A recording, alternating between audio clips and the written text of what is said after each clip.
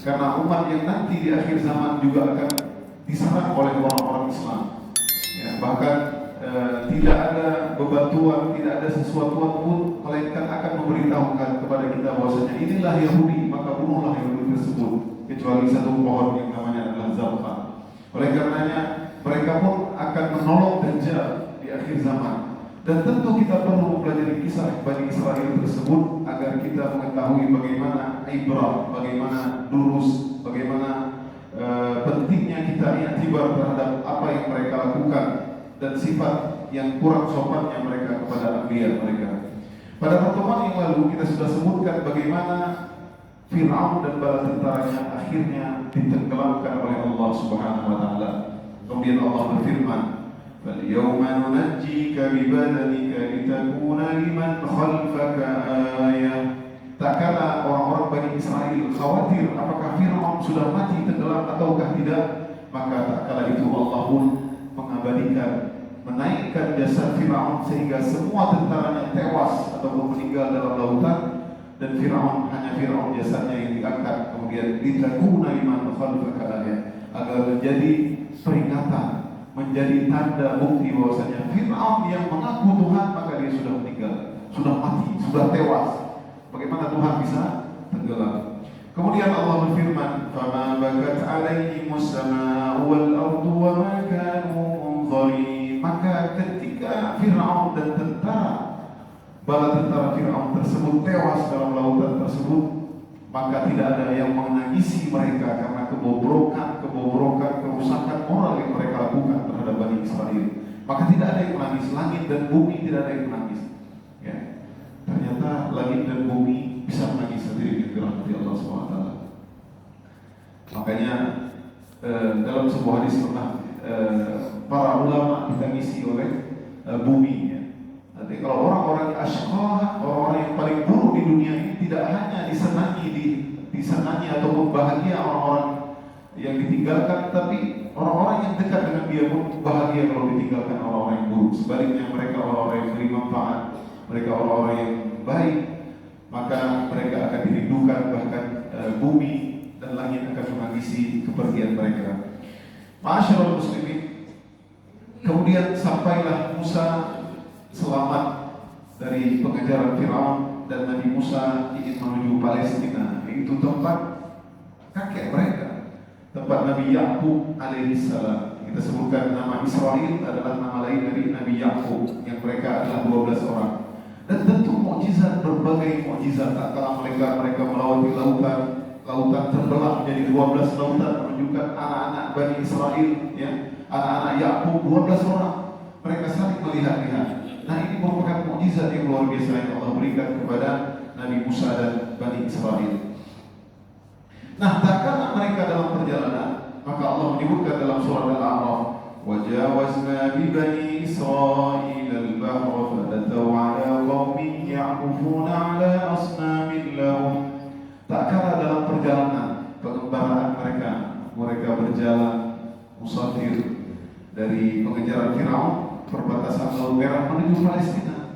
Maka mereka melihat ada suatu kaum yang yaqufuna ala asnamin lahum, yang mereka lagi tawaf, lagi berputar-putar terhadap asnam, itu berhala mereka. Qalu ya Musa ij'al lana ilahan kama lahum alihah. Wahai Musa, mereka punya Tuhan. Ij'al lana ilahan kama lahum alihah. Jadikanlah, bikinlah kepada kami Tuhan juga. Nah, ini pada hari ini kita akan beberkan ya ketidaksopannya mereka, akhlak buruknya mereka kepada Nabi Musa. Sudah selamat dari pengejaran Fir'aun, minta kesyirikan lagi. Subhanallah, Bani Israel, ya, minta kesyirikan. Ya, bagaimana kita sebutkan tanda-tanda mukjizat. Walau ataina Musa tis'a ayat. Allah kasih 9 mukjizat. Ya, di antara bagaimana Bani Israel melihat Nabi Musa bisa membelah lautan, kemudian dari tangannya Nabi Musa keluar cahaya, kemudian bisa keluar ular yang besar, kemudian juga Allah mengirimkan tofan, ya, banjir, kemudian Allah kirimkan kepada orang-orang Fir'aun serangga, kodok dan lain-lain. Tapi di Bani Israel Allah selamatkan, seperti pertemuan yang lalu kita sampaikan. Tapi mereka masih tidak ngeyel. Nah, kita akan sebutkan di beberapa silsilah atau beberapa hal-hal yang mereka menunjukkan ketidaksopannya, ketidakberadannya ya, mereka kepada Nabi mereka. Ketika mendapati sebuah kaum yang menyembah berhala, mereka minta kepada Musa, wahai Musa, bikin kami Tuhan seperti mereka. Jelas-jelas Nabi Musa mendakwakan tauhid ya. Tuhan kalian adalah Tuhan pencipta langit dan bumi, tapi mereka minta ya, lihat sesuatu yang baru mereka lihat. Para ulama menyebutkan di sini bahwasanya kenapa Bani Israel otak mereka tersebut sangat begitu memberontak ya, kepada para nabinya. Di antaranya adalah mereka terlalu lama ditindas. Ya. Di antara faktor adalah karena mereka terlalu lama ditindas, diazab, dijadikan budak oleh Firaun dan tentaranya. Itu mempengaruhi otak mereka bertahun-tahun lamanya setelah meninggalnya Nabi Yusuf alaihissalam.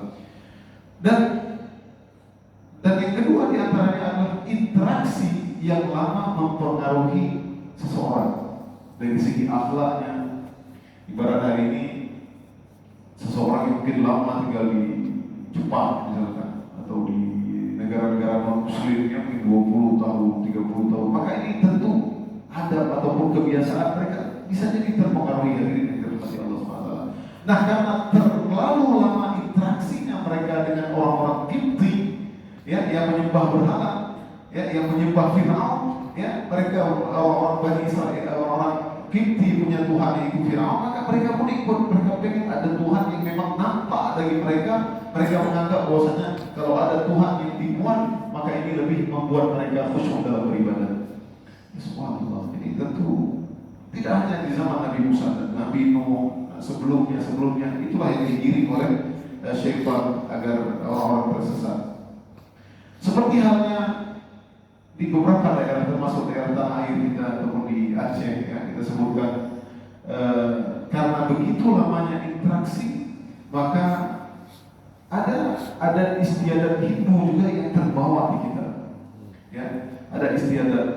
Saya wallahu apakah benar atau tidak, misalkan pesinju atau apa. Namun kalau itu kita lakukan baik, tidak masalah ya, selama itu tidak melanggar syariat. Makanya ketika Islam itu datang, maka Islam memfilter adat-adat tersebut. Kalau adat tersebut tidak menolak syariat, tidak mengganggu syariat, maka tidak masalah, kita lestarikan. Tapi kalau adat tersebut bertentangan dengan agama, maka ini harus kita tolak. Artinya kalau kita lakukan sekedar selebrasi dan lain-lain, pesinju dan lain-lain, maka ini tidak mengapa ya. Namun bukan berarti ketika Islam datang adatlah yang memfilter Islam, tidak. Misalnya bukan Nusantara yang memfilterkan Islam, tapi Islamlah yang memfilterkan Nusantara. Artinya kalau adat itu sesuai, maka kita ambil, tidak mengapa. Hadirin yang dirahmati Allah SWT, sebagaimana Nabi SAW di awal-awal Nabi berdakwah secara terang-terangan, Nabi naik ke gunung Safa. Ini ada orang jahiliyah. Nabi mengambil ya Sabaha. Nabi mengucapkan dengan kata-kata yang biasa orang jahiliyah melakukan, panggilan Sabaha. Namun Nabi tidak melakukan dengan melempar pasir-pasir di kepalanya, membuka baju, tidak. Ya, artinya adat yang mereka lakukan Nabi lestarikan, tetapi yang tidak sesuai dengan Islam maka Nabi tidak melakukannya. Nabi tidak membuka baju ya ketika memanggil orang-orang dari kaum musyrikin Arab. Kemudian setelah mereka meminta kepada Nabi Musa, wahai Musa, jadikanlah kami Tuhan, berhala kepada kami agar kami sembah, maka Nabi Musa berkata, qala innakum qaumun tajhalun, kalian ini kaum yang sangat jahil ya. Qala aghairallahi abghikum ilahan wa huwa faddalakum 'alal 'alamin. Wahai Bani Israel, apakah pantas selain Allah itu untuk kalian jadikan sesembahan, sedangkan Allah muliakan kalian? Dari bagaimana Allah selamatkan kalian dari Firaun? Baru saja Allah selamatkan kalian dari pengejaran Firaun, kalian selamat, kalian melihat mukjizat, berbagai mukjizat yang besar yang aku bawakan kepada kalian, kalian masih mau nyembah selain Allah? Bani Israel, subhanallah, kita tidak dibuat. Jadi Nabi Musa capek sama Bani Israel sebenarnya. Ya, subhanallah. Kemudian tak kalah mereka berjalan lagi. Ternyata Nabi Musa ingin bertemu dengan Allah Subhanahu wa taala. Ada perintah, wa wa'adna Musa 30 lailatan wa atmamnaha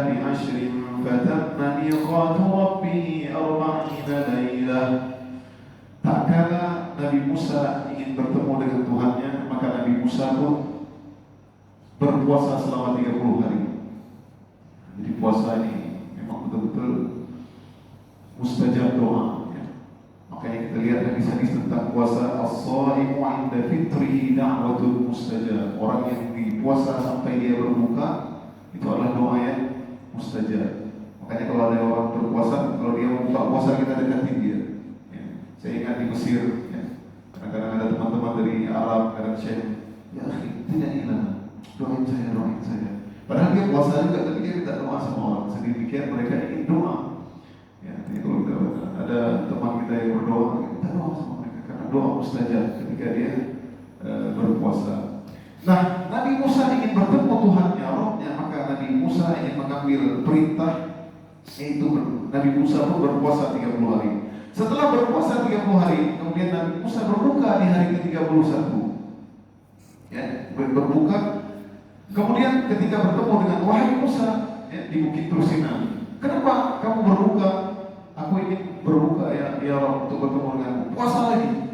Artinya puasa kemudian fatamma miqatu rabbih 40 lailah. Kemudian Nabi Musa pun berpuasa 10 hari lagi.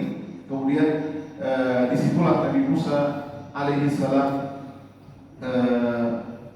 membawakan 10 komandmen, istilahnya itulah perjanjian 10 perintah dari Allah Subhanahu wa taala. Di antara perintah tersebut hampir sama dengan Islam, dilarang berzina, di antaranya dilarang mencintai atau menyukai istri temannya, dilarang melakukan kebinasaan dan lain-lain. Jadi banyak, ya. Ada 10 perintah yang dibawakan kepada Nabi Musa alaihi salam kepada Bani Israel. Jadi 10 perintah. Ini 10 perintah sebenarnya masih sedikit. Ya, kalau Islam hari ini sudah banyak perintahnya, perintah sholat, zakat, haji, ya. Itu yang wajib-wajib, belum yang lain lagi, ya. Baik, kemudian takkanlah Musa ingin bertemu dengan Rabbnya. Maka Nabi Musa memerintahkan kepada Harun, yaitu kakak Harun, agar menggantikan dia untuk menjaga Bani Israel. Karena Bani Israel ini harus dijaga. Lagi ada jaga anak ini. Ya, Bani Israel ini pantang silap. Pantang kita nggak jaga, mereka rusak. Ya, maka Nabi Musa berkata, wa qala Musa li akhi Harun akhlifni fi qaumi. Wahai Harun, gantilah aku. Ya, maka Nabi Musa meminta ada Harun ditemani. Gantilah aku posisi kamu jaga ya Bani Israel. Wa aslih wa la tattabi' sabilal mufsidin. Berusahalah kamu berbuat baik dan janganlah kamu mengikuti orang-orang yang berbuat keburukan. Seolah-olah Nabi Musa mengatakan, ini Bani Israel banyak yang membuat keburukan, maka hati-hati kamu Harun, jangan sampai kamu terikut mereka. Maka waslih. Di sini disebutkan, makanya terkadang orang-orang yang saleh, ini Nabi Musa mengatakan kepada Harun adalah orang yang saleh, seorang nabi. Namun Nabi Musa pun mengatakan waslih, berbuat baiklah. Maka tidak mengapa kalau misalkan ada seorang yang baik, ya, mungkin dia orang yang taat, maka ada seorang penasihatnya, bertakwalah kepada Allah. Jangan kita tersinggung. Ini baik. Wah, ya, bertakwalah kepada Allah. Bagus, bertakwalah. Setiap hari Jumat khatib, ya ayyuhan nas ittaqullah. Tahu di sini yang hadir ini ada profesor atau orang yang taat, ulama, ya ayyuhan nas ittaqullah. Bertakwalah kepada Allah, maka tidak mengapa kalau orang ingin mendakwahi kita dan mengucapkan bertakwalah kepada Allah.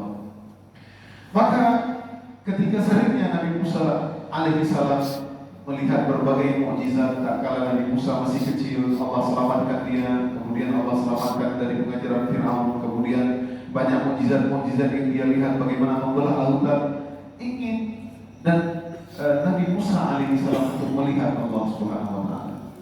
Karena sudah seringnya interaksi mendengar suara Allah Subhanahu wa taala, maka dia berkata, ya, walamma jaa Musa limiqatina wa kallamahu rabbuhu qala rabbi arini anzur ilayk.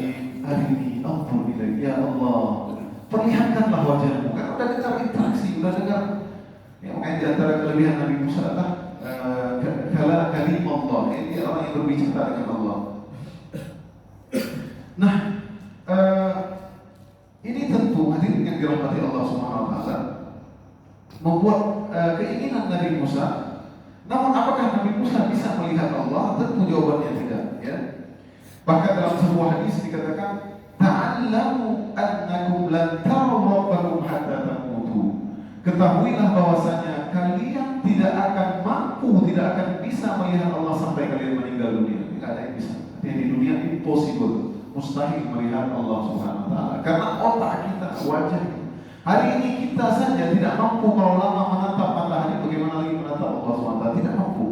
Las saja, las itu besi yang dipanaskan keluar cahayanya, kita tidak mampu menatap, lama-lama sakit mata kita. Apalagi kita melihat Allah Subhanahu wa taala, tidak mampu. Maka Allah mengatakan, Allah tidak mengatakan seperti itu. Allah mengatakan, qala lan tarani walakin inzur ila al-jabal. Wahai Musa, sesekali kamu tidak akan mampu melihatku. Walakin ila al-jabal, walakin ila qala lan tarani walakin inzur ila al-jabal fa in istaqarra makanahu fasawfa tarani. Kalau kamu mau melihatku, maka lihatlah ke gunung Tursina tersebut, ya. Gunung tersebut yang ada di dekatmu. Maka apabila gunung tersebut mampu melihatku dengan tajalliatku, aku memperlihatkan, maka engkau akan melihatku. Falamma tajalla rabbuhu liljabali ja'alahu dakkan wa kharra Musa sa'iqa. Maka tatkala Allah memperlihatkan, ya, mau memperlihatkan cahaya, maka gunung tersebut pun meledak. Maka Musa seketika langsung pingsan dirinya. Kita di atas naik di bukit, di gunung, kemudian di depan kita gunung meletus, langsung pingsan. Begitulah Nabi Ibrahim juga, ya, ingin melihat Allah Subhanahu wa taala. Tidak bisa. Kalau kamu yakin bagaimana penghidupan, kamu buat dari tanah liat, kemudian kamu lemparkan, kemudian menjadilah dia burung, kemudian dia hidup. Begitulah penghidupan. Allah membuat perumpamaan, tapi dia tidak mampu melihat Allah Subhanahu wa taala, ya. Saya ingat dulu waktu kita camping di zaman kuliah, pergi naik Bukit Tursina. Oh, disinilah Nabi Musa naik. Itu perjalanan lumayan hadirin, ya. Siapa yang pernah ke Mesir mungkin dulu, itu perjalanan kita malam, antara jam 10 malam baru sampai ke puncak Gunung Tursina, itu hampir subuh. Itu perjalanan yang jauh. Kita ada orang-orang bule cepat, dia datang jam 11 malam sampai jam sebelum subuh udah sampai ke puncak Tursina. Jadi di tengah tersebut, di atas semua gunung. Coba bayangkan kita sendirian, Nabi Musa kemudian gunung meletus, pasti pingsan. Ya, karena di ketinggian yang sangat disitulah Nabi Musa bertemu dengan Allah Subhanahu wa taala, berinteraksi. Nah, dalam hadis yang lain disebut hijabuhu nur, law kashafahu la ahraqa subhatu wajhi. Sesungguhnya penghalang hijabnya Allah itu adalah cahaya. Kalau seandainya penghalang hijab Allah tersebut itu terbuka, maka akan terbakar semua yang akan dilihat oleh Allah Subhanahu wa taala. Jadi nggak bisa, nggak mampu. Ya. Ibarat kita lihat matahari itu tidak mampu. Maka nah inilah merupakan hadiah dari Allah Subhanahu wa taala bagi mereka orang penghuni surga. Lilladzina ahsanul husna wa ziyadah. Orang-orang yang beriman di dunia dan beramal soleh, mereka mendapatkan surga dan ziyadah dan tambahan. Para ulama menyebutkan tambahan adalah mereka akan melihat nikmat yang terbesar, yaitu melihat wajah Allah Subhanahu wa taala di hari akhirat kelak. Dan itu nikmat adalah yang sangat diimpikan oleh orang-orang penduduk surga. Maka dalam hadis yang lain disebutkan, apakah kalian sudah mendapat? Kami sudah dapat kenikmatan ya Allah. Kemudian Allah membuka hijab. Kemudian tidak ada sesuatu yang sangat diinginkan penghuni surga tak kala itu melihat wajah Allah Subhanahu wa taala. Mengapa tidak? Kita selama di dunia kita beribadah, kita tidak melihat oleh Allah Subhanahu wa taala, dan ini merupakan penghargaan tertinggi yang akan dilihat oleh ahli surga di hari akhirat kelak. Allah marzuqna ladzatan nadri ila wajhikal karim, amin ya rabbal alamin. Ma'asyiral muslimin. Kemudian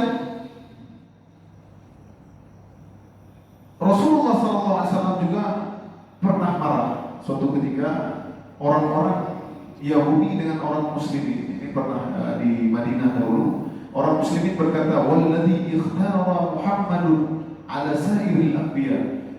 Yang Allah telah pilih Nabi Muhammad atas para nabi-nabi yang lain. Kemudian orang Yahudi berkata, "Walladzi ikhtara Musa 'alal 'alamin." Dan Allah yang telah memilih Musa daripada seluruh para nabi. Maka orang Muslim ini marah, dia pun gampar orang Yahudi tersebut. Maka sampai berita tersebut kepada Nabi Muhammad SAW, Nabi pun marah. Nabi berkata, la tukhayyiruni 'alal anbiya. Janganlah kalian banding-bandingkan aku dengan nabi-nabi yang lain. Nabi Musa. Jangan banding-bandingkan. Jangan banding-bandingkan. Nabi marah juga. Makanya dalam ayat Al-Quran, tilkar rusul faddalna ba'dahum 'ala ba'd. Itulah rasul-rasul kami yang kami lebihkan satu dengan yang lain. Wa minhum man kallama Allah wa rafa'a ba'dahum darajat. Ada di antara mereka yang berinteraksi ngomong dengan Allah, ada yang kami angkatkan mereka derajat yang pilih. Nabi pernah berkata dalam hadis bahwasanya tak kala Nabi SAW setelah tiupan sangkakala, wa ana awwalu man yufik. Aku adalah orang yang pertama kali, tak kala semua manusia mati di tiupan sangkakala pertama, wa ana awwalu man yufik. Aku adalah orang yang pertama kali dibangkitkan. Kata Nabi. Dan tak kala aku bangun, aku melihat Musa lagi pegang arasnya Allah Subhanahu wa taala. Maka Nabi berkata, apakah Nabi Musa sudah duluan dibangkitkan sebelum aku dibangkitkan? Jadi makanya Nabi jangan banding-bandingkan aku dengan Nabi yang lain. Walaupun kita katakan Nabi Muhammad lebih mulia daripada seluruh Nabi yang lain, namun Nabi SAW tidak ingin agar orang mencela Nabi Musa alaihissalam, karena seluruh Nabi maka mereka adalah utusan Allah dan mereka adalah orang-orang pilihan Allah Subhanahu wa taala. Hadirin yang dirahmati Allah Subhanahu wa taala, kemudian setelah Nabi Musa, ketakala Nabi Musa menghadap Rabb-nya, maka mereka pun melakukan kesalahan kedua, penyelewengan kedua, yang melakukan tadi minta dijadikan Tuhan. Maka apa yang dilakukan tatkala Musa tidak ada? وَاتَّخَذَ قَوْمُ مُوسَى مِنْ بَعْدِهِ مِنْ حُلِيِّهِمْ عِجْلًا جَسَدًا لَهُ خُوَارٌ. Tatkala Musa pergi bermunajat kepada Rabb-nya, di 40 harinya Musa tidak ada. Ya Musa, mereka membuat ijlan jasadan lahu khawar, anak sapi, ya, sapi yang di patung tersebut ternyata ada suara. Inilah dihiasi oleh syaitan, iblis, ya, sehingga ada suara tersebut. Maka mereka, ada suara mungkin seperti angin, mungkin bisa jadi keluar dari telinganya, keluar suara. Ini mereka pikir Allah beriman, Tuhan ini kalau Bani Israel, Nabi Musa jangan bikin Tuhan. Hadirin yang dirahmati Allah SWT. Nah, patung anak sapi tersebut mereka combine, mereka campurkan dengan emas-emas yang mereka curi dari suku Mesir. Jadi ternyata orang Bani Israel ini, tatkala mereka diusir, tatkala mereka keluar dari suku Kipti dari Mesir, sempat-sempatnya mereka mencuri emas-emas orang Fir'aun. Nabi Musa berkata, ini kalian lakukan ini haram. Padahal sudah ditegur Nabi Musa, ini yang kalian lakukan ini haram, kan tidak boleh mencuri. Hari ini tidak ada hukum, artinya kita tinggal di negara Islam, kita boleh mencuri tetangga kita yang bukan non Muslim. Ini fatal, ini pendapat yang radikal, tidak benar ini. Ya, apalagi pendapat ini semua miliknya halal, yang disebutkan maka haram, ini tidak boleh. Maka orang Bani Israel sempat mereka mencuri saja. Semua ini kemungkaran mereka. Nah, patung tersebut ternyata dibuat oleh seorang yang bernama Samiri. Disebutkan dalam tafsir, Samiri ini tidak termasuk dari Bani Israel. Wallahu a'lam, ataukah dia ikut-ikutan, tapi namanya Samiri. Ya, dalam ayat Al-Quran disebutkan, "Hamalna awzara min zinatil qaumi faqadhafna fakadzalika al-Samiri." Jadi patung tersebut keluar suara, ya. Ternyata dari mana keluar suara tersebut? Samiri mengambil tatkala Nabi Musa selesai dari pengejaran Firaun, dan tak kala itu Jibril datang dengan kudanya. Nanti Jibril datang dengan kudanya. Nah, kita katakan kemarin itu Jibril melemparkan tanah ke mulutnya Firaun agar Firaun tidak beriman. Nah, langkah-langkah dari kuda Jibril tersebut, tapak-tapak jejak kudanya tersebut, maka disebutkan sebagian riwayat ada warna hijau. Nah, dari tapak-tapak tersebut diambillah oleh Samiri, dikumpulkan, kemudian dicampurlah sama, dan entah siapa yang kasih ilham ke dia, entah iblis, entah siapa, sehingga dia pun bikin patung tersebut dari bekas tapak yang hijau yang dilewati oleh kudanya Jibril, diambil, dikombinkan dengan emas dan dibikin patung sapi tersebut, sehingga dia bersuara. Ya, atharir rasul ya. Qala basurtu bima lam yabsuru bi faqabaltu qabdatan min atharir rasul ya. Faqabaltu qabdatan min atharir rasul. Maka aku ambil bekasnya tapak daripada kuda Rasul itu Jibril di sini. Siapa yang kasih hidayah dia ya. Maka sehingga patok sapi tersebut keluar suara. Setiap mereka datang, mereka mikir suara dari mana? Itu iblis menghiasi semua. Ya. Makanya hadirin yang dirahmati Allah SWT, ini orang Bani Israel semua orang yang pintar. Kalau kita berbicara tentang akidah hari ini, ya terkadang kepintaran EQ tinggi dia bisa membuat mobil tanpa orang mengendarai atau apa, tetapi akidahnya nggak bisa. Coba kita lihat hari ini, orang-orang paling kaya di dunia, 10 orang terkaya di dunia, adakah yang muslim mungkin 1-2 orang? Ya, kalau kita hitung sampai 100 orang, berapakah orang yang menyembah Allah Subhanahu Wa Taala? Mereka menyembah Nabi Isa, menyembah patung. Ya. Jadi akidah nggak ada hubungan sama kepintaran hadirin yang dirahmati Allah. Terlalu banyak hari ini orang-orang pintar, ya, namun tidak beriman kepada Allah Subhanahu Wa Taala. Ini hidayah. Tidak cukup dengan pintar, orang pintar kan? Ya, kita lihat, tapi mereka tentu lihatlah bagaimana Bani Israel. Maka tak kala Nabi Musa selesai dari membawa 10 komitmen, 10 perintah dari Allah SWT 40 hari di sana, maka Nabi Musa mendapati kaumnya lagi berputar-putar, berjoget-joget di depan sapi, di depan patung sapi tersebut. Maka wa ma a'jalaka 'an qaumika ya Musa qala ulai ala athari. Jadi Allah berkata, apa yang membuat kamu tergesa-gesa wahai Musa? Maka Nabi Musa mengeluhkan kepada Allah, inna fatanna qaumaka wa adallahum as-samiri, dan telah kaum kami ya Allah telah disesatkan oleh Samiri. Maka Nabi Musa memanggil Samiri tersebut, ya Samiri, ma khatbuka ya Samiri, apa yang kamu lakukan ini? Aku lakukan seperti ini. Ya, karena Samiri jahat ya, subhanallah. Ya. Dia mengatakan bahwasanya hadza ilahukum wa ilahu Musa fanasi. Tak kala Musa pergi, ini adalah Tuhan kalian dan Tuhannya Musa sebenarnya. Apa itu Musa pergi jauh-jauh dari Tuhannya di sini? Samiri, subhanallah. Maka tak kala Nabi Musa mendapati mereka lagi bertawa menyembah patung sapi tersebut, ya, bahkan mereka berjoget-joget terkadang di situ, maka Nabi Musa pun marah.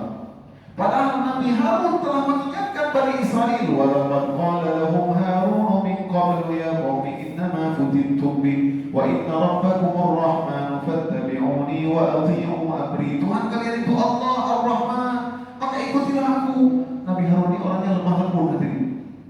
Dia sangat lemah lembut. Lemah lembut, baik. Beda Nabi Musa. Nabi Musa main tonjol langsung habis. Ya. Nabi Musa kuat. Jadi Nabi Harun lembut, nggak dengar. Kamu Harun ini apa ini? Kamu dengar kalau kami bunuh. Mereka berkata kepada Nabi Harun, tak kalau Nabi Harun meringatkan, qalu lan nabraha 'alaihi 'akifina hatta yarji'a ilaina Musa. Harun, biarkan kami beribadah sampai Musa yang kembali. Kamu nggak ada urusan. Kamu nggak berani. Ya, Nabi Harun sampai mau dibunuh sama mereka. Ya. Kemudian tak kala itu melihat hal yang demikian ketika Nabi Musa baru balik, wa'alqal alwah.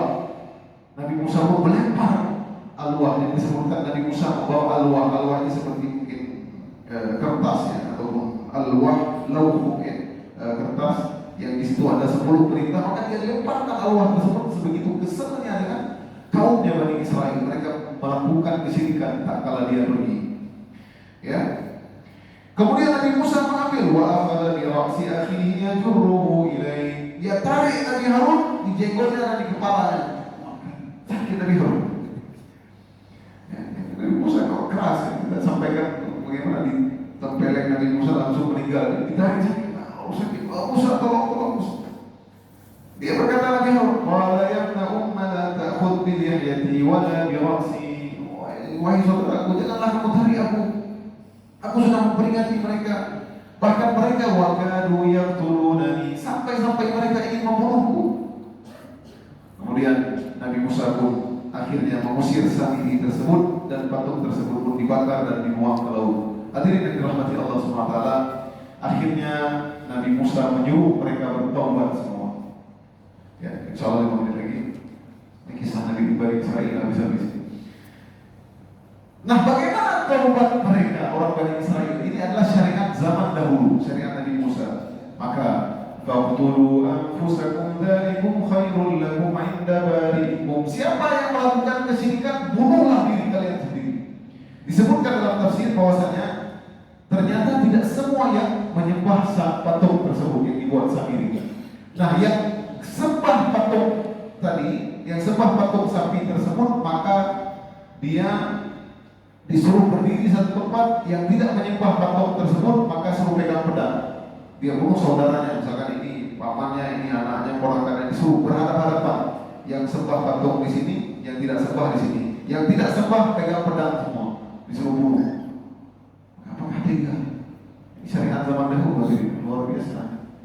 Sirik langsung dibunuh, disuruh bunuh. Jadi pegang pedang semua, yang menyembah patung tidak pegang pedang langsung disuruh bunuh. Dan mereka tidak tega membunuh saudara mereka, saudara-saudara yang depan mereka dibunuh, dipancung semua. Apa yang terjadi? Akhirnya disebutkan sekitar 70.000 orang tak kalah itu. Ya. Kemudian Allah pun turunkan kabut. Bunuh, kata Musa, bunuh, mereka tidak tega. Kemudian Allah turunkan kabut, ya, sehingga mereka remang tidak melihat. Akhirnya mereka membunuh, ya. Akhirnya dibunuh karena mereka tidak bisa lihat. Akhirnya diturunkan kabut sehingga mereka tidak nampak. Akhirnya mereka pun membunuh yang menyembah berhala. Ini tentu syariat zaman dahulu. Faqtulu anfusakum, bunuhlah diri kalian sendiri, bunuh diri kalian, disuruh bunuh. Ya. Dan dari Musa menyuruh yang tidak menyembah berhala menyembah yang membunuh yang menyembah berhala. Ini tentu syariatnya. Maka alhamdulillah bagaimana kemuliaan umat Nabi Muhammad SAW. Kita melakukan dosa, berbagai dosa, banyak dosa yang kita lakukan. Allah tidak bongkar dosa yang kita lakukan, tapi hanya butuh Allah taubatnya. Allah butuh taubat kita. Allah butuh, ya, maka Allah Maha Pengampun, Al-Ghafur Ar-Rahim. Akhirnya yang tersebut, orang-orang tersebut pun meninggal, ya, orang tersebut dibunuh oleh sebagian yang tidak menyembah berhala. Sedikit lagi kemudian akhirnya Musa pun untuk membuktikan taubat kepada Allah, Musa memilih 70 orang. Waqtara Musa qaumahu 70 rajulan limiqatina. Maka Nabi Musa memilih 70 orang di antara mereka yang soleh-soleh yang tidak menyembah berhala tadi untuk ke Bukit Tursina untuk memohon taubat kepada Allah Subhanahu wa taala. Apa yang terjadi hadirin?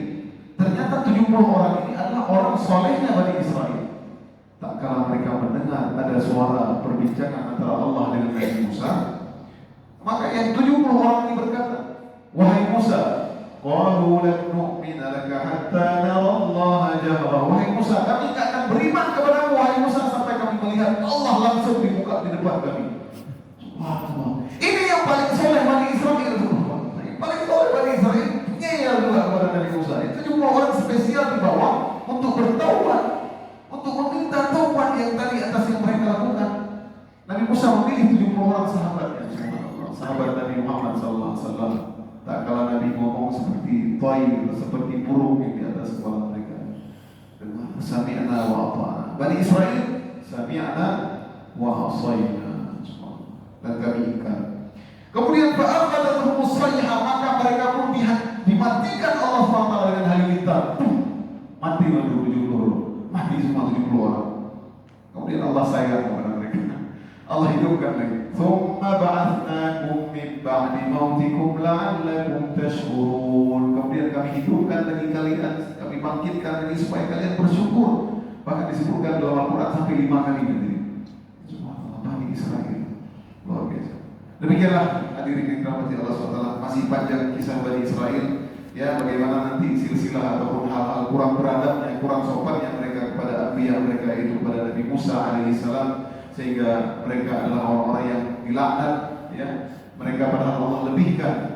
Wa inni faddaltukum 'alal 'alamin. Aku lebihkan nama mereka sendiri yang ngel, berbagai macam mukjizat, berbagai macam pemberian Allah SWT, nama mereka tetap hanya sedikit di antara mereka yang beriman. Demikianlah hadirin yang dirahmati Allah SWT, dan pelajari kisah ini agar kita yakin dengan Allah Subhanahu wa taala bagaimana kita sangat mulia menjadi umat Nabi Muhammad SAW. Maka perbanyaklah kita berselawat kepadanya, maka mudah-mudahan di hari akhirat kelak kita mendapat syafaatnya dan kita akan meminum di telaga Nabi Muhammad SAW. Siapa yang minum di telaganya, dia tidak akan haus selama-lamanya. Amin ya rabbal alamin. Subhanakallahumma bihamdik, asyhadu an la ilaha illa anta astaghfiruka wa atubu ilaik. Aqulu qawli hadza wa astaghfirullah li wa lakum. Assalamualaikum warahmatullahi wabarakatuh. Waalaikumsalam.